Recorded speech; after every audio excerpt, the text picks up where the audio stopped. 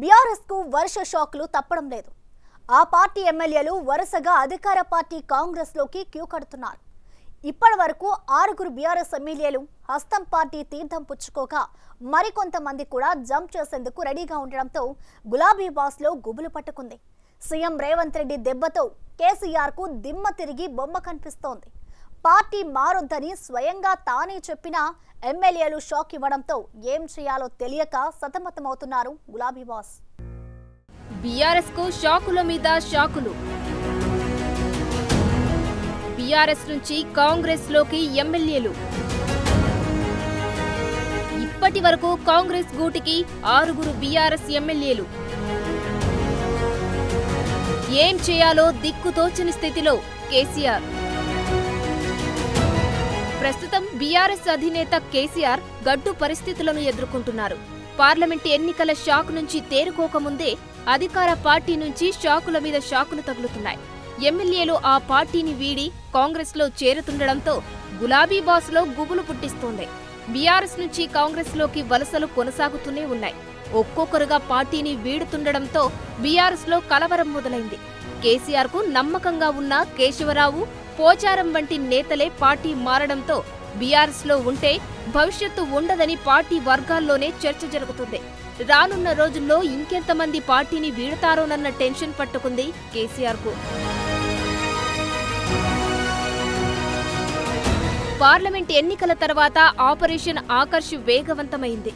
అసెంబ్లీలో సంఖ్యాబలాన్ని పెంచుకునే దిశలో ముందుకు వెళ్తోంది హస్తం పార్టీ.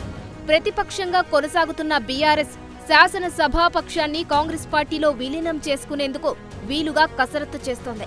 చేరికల పరంపరను మరింత ఉధృతం చేయాలని కాంగ్రెస్ భావిస్తోంది.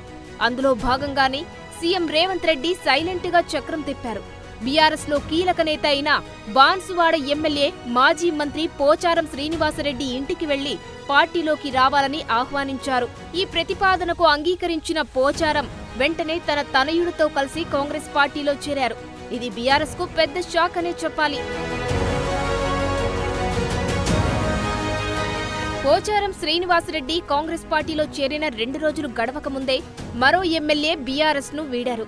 జగిత్యాల ఎమ్మెల్యే సంజయ్ కుమార్ కాంగ్రెస్ పార్టీలోకి వెళ్లారు. CM, TPCC chief Revanth Reddy Sanjay Kumar కు కాంగ్రెస్ కండువా కప్పి పార్టీలోకి ఆహ్వానించారు. దీంతో బీఆర్ఎస్ నుంచి కాంగ్రెస్ లో చేరిన ఎమ్మెల్యేల సంఖ్య 5కు చేరింది.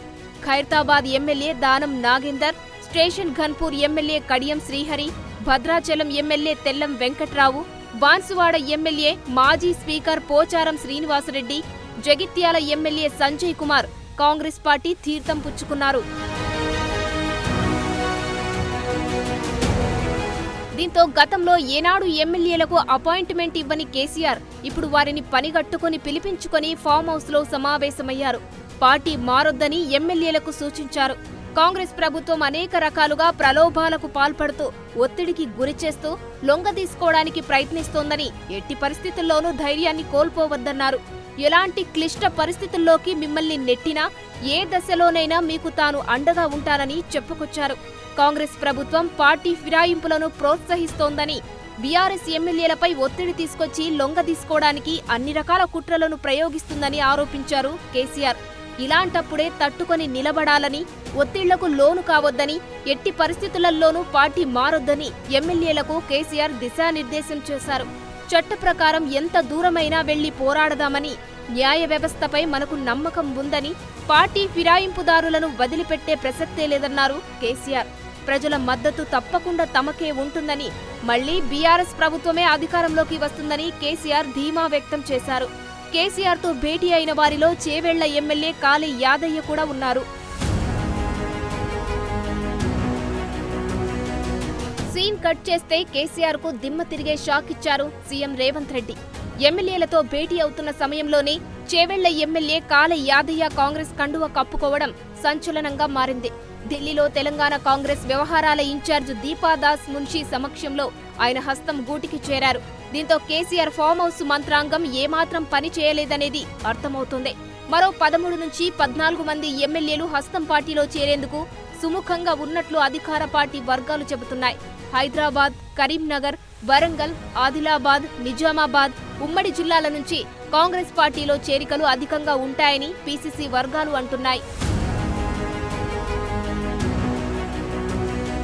జగిత్యాల ఎమ్మెల్యే సంజయ్ కుమార్ చేరికతో సీనియర్ నేత జీవన్ రెడ్డి అలకబూనడంతో చేరికల విషయంలో రాష్ట్ర వ్యవహారాల ఇన్ఛార్జ్ దీపాదాస్ మున్షి క్లారిటీ ఇచ్చారు. హస్తం పార్టీ తలుపులు అందరి కోసం తెరిచే ఉంటాయని అన్నారు. అదే సమయంలో తమ పార్టీ నాయకుల మనోభావాలను ఏ విధంగానూ దెబ్బతీయమని ఆమె స్పష్టం చేశారు. కాంగ్రెస్ లో ఇంతకు ముందు చాలా మంది నాయకులు చేరారని, ఇకపైన చాలా మంది చేరుతారన్నారు.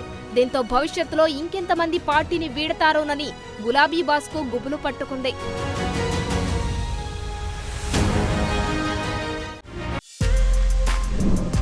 For more videos like this, subscribe Big TV channel.